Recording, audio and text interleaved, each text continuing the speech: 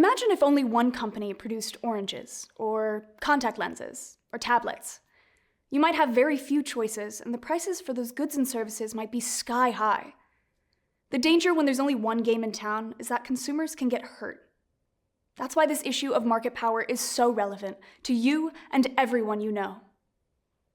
After the telephone was first invented, there was basically one choice for phone service. AT&T dominated the market, and in 1919, the government even decided to grant AT&T a license to be a regulated monopoly. It reasoned that a monopoly was more efficient and cost-effective for society. But over the decades, the company was sued many times for taking advantage of its market power. In 1970, AT&T blocked a company called MCI from bringing its new digital technology to market. And in 1982, the courts broke the monopoly, and the telecommunications market opened up to competition.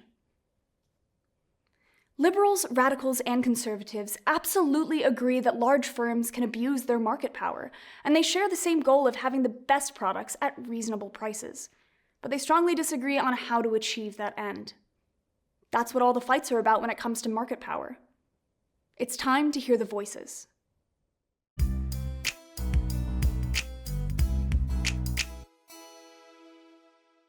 So, about MCI versus AT&T. Government was right to give AT&T regulated monopoly power. Think of the colossal waste of resources if every firm planted its own telephone poles and strung its own wires across the country. But when technology changed, the government was right to break up the monopoly and open the market to competition. It's another example of how the public-private partnership benefits firms and consumers. Businesses are always motivated to improve their bottom line. That drives them to invent new products, improve the ones we already love, and find less expensive ways to produce. But the profit motive alone isn't enough. Firms need an impartial referee to call foul if someone cheats or accidentally breaks the rules. We use the helpful hand of government to regulate natural monopolies and also to ensure that every other market experiences healthy competition. This is good for consumers. The more companies that compete for our business, the better off we are. Competition lowers prices, improves quality, and gives us the right quantity of goods and services. Plus, we get more choices at the store. In fair market capitalism, no matter what product is being produced, government makes sure firms play fair. Radicals, you claim that worker-owned firms are naturally pressured for good, so they won't try to muscle out the competition or hurt consumers. But the whole reason you need pro-social competition laws is because that's not true. It's human nature to act in our own self-interest in any economic system. Your approach to reining in self-interest doesn't work because radical market oversight councils empower a mishmash of amateurs who aren't impartial. They also act in their own self-interest. This inevitably leads to cronyism and petty dictatorships. On top of that, in democratic socialism, firms are allowed to get big and dominate the market. As long as they're worker-owned, anything goes. Companies become lazy and complacent.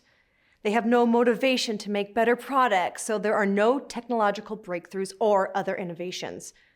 And the prices they set are through the roof. But we're all stuck paying it. And conservatives, yet again, you try to sell the idea that if we do nothing, the problem will naturally go away.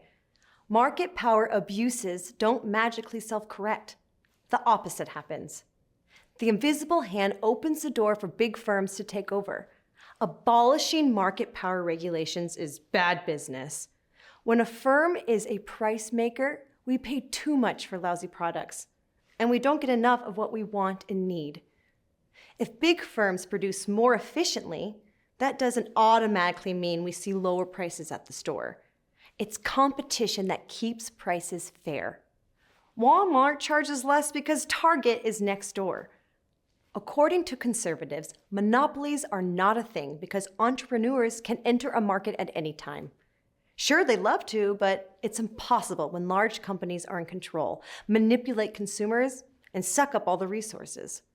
and free market capitalism, big firms end up ruling our lives and making us all worse off. Here's what we should do to have the best products at reasonable prices. Strengthen market power regulations. Antitrust laws protect fair competition. They prevent firms from acting in anti-competitive ways, and they let the government strategically break up firms that wield too much market power. It also protects our scarce resources by giving exclusive licenses to firms that have a natural monopoly. Then it regulates their prices, quantities, and quality so that consumers get the same outcomes that would have emerged in perfect competition. Fair market capitalism keeps one eye on efficiency and the other eye on fair play.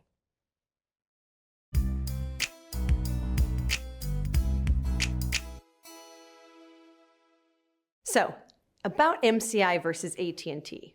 AT&T's relentless drive for profit blocked life-changing technology from coming to market, and the top-down government gave it license to do so.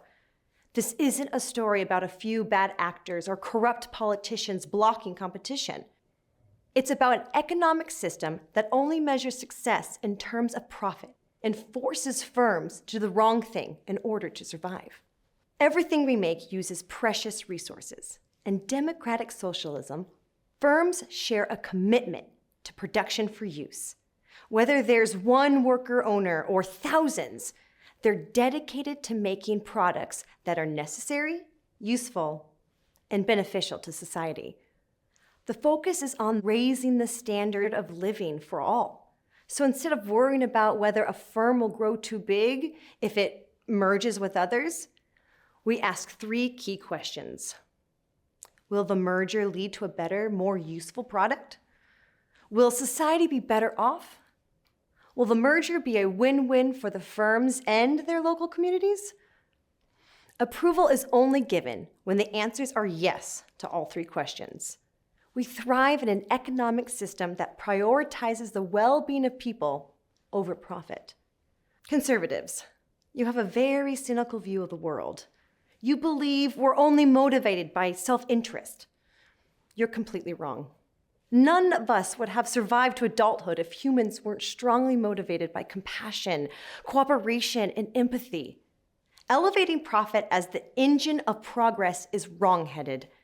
The profit-driven system of capitalism is killing us, not saving us. The conservative policy of unfettered markets forces firms to destroy one another just to gain another percentage point of market share. They say, nothing personal, it's just business. That's code for, you're about to get hurt. They perpetuate hostile takeovers, collude, and raid one another's assets. And consumers get caught in the crossfire. When firms get big, they jack up the prices, lower the quality of products, and restrict output on purpose. Free market capitalism makes the world a harsh and brutal place because it leaves the bully in charge of the playground. And liberals, your antitrust legislation doesn't solve the problem of market power abuses. Whether it's one big king producing for profit or lots of small barons producing for profit, we all get hurt when profit drives the economic system. You constantly tout your public-private partnership, but it's rife with corruption. Corporations pay off politicians to impose regulations on pesky upstarts that threaten their market domination. Or they pay them off to eliminate regulations that pinch the industry's bottom line. Sometimes, firms get the government to agree that society is better off letting them have monopoly power because they can produce more efficiently. But fair market licenses for natural monopolies give private owners control of the resources that should belong to all of us, like our water and electric grid. At the end of the day, liberals look the other way and let the biggest players control the game. Here's what we should do to have the best products at reasonable prices. Use pro-social competition laws. Market oversight councils guide and monitor firms. They promote positive competition and support the pressure for good. That means firms use truth in advertising and prevent corporate misconduct from happening in the first place. The policy of democracy in the workplace is also effective because Worker owners live in the communities where they produce. It's in their self-interest to act responsibly. To further prevent abuse, anti-price gouging laws restore reasonable prices so consumers are protected. And there are laws that keep firms from blocking competitors' access to resources and stop them from limiting patents for life-saving products. Pro-social competition laws and democratic socialism set firms free to serve the common good.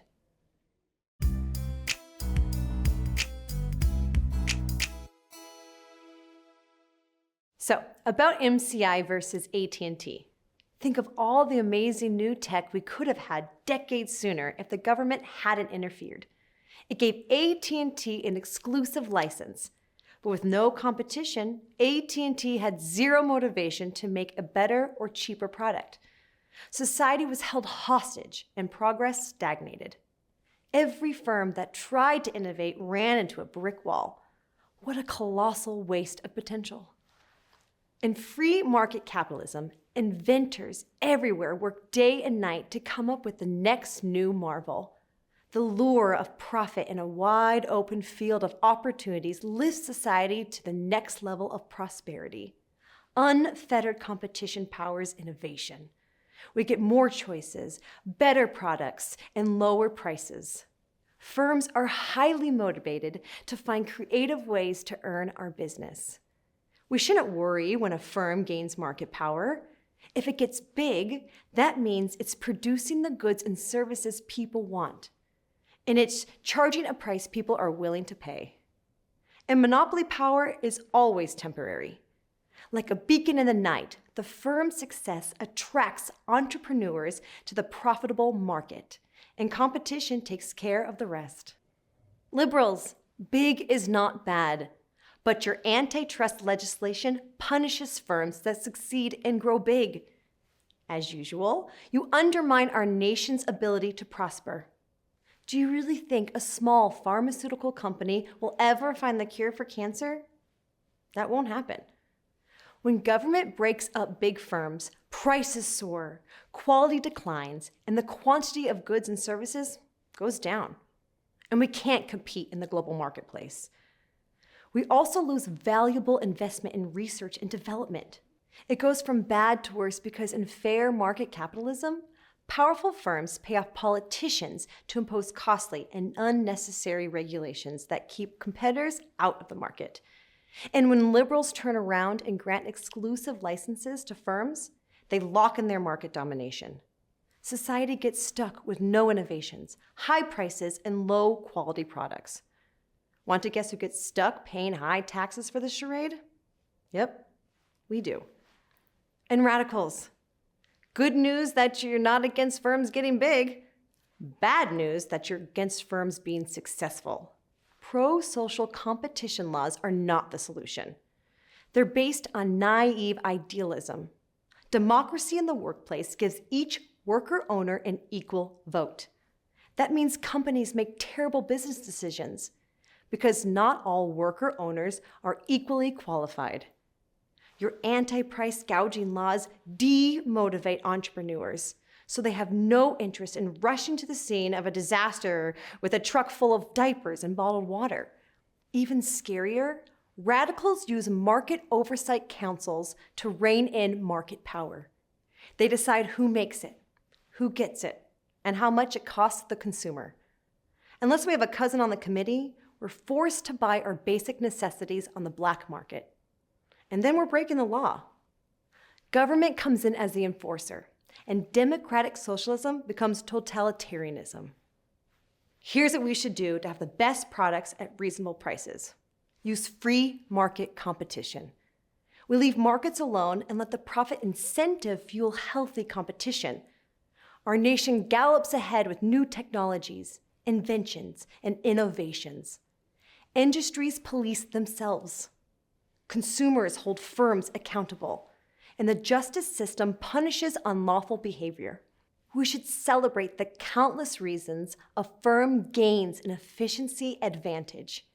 It has lower costs, access to the best resources, in the most advantageous location. It employs the top leaders and more. With fair and free competition, not only do prices drop, but the taxpayer no longer has to fund a burdensome government bureaucracy to police and regulate firms.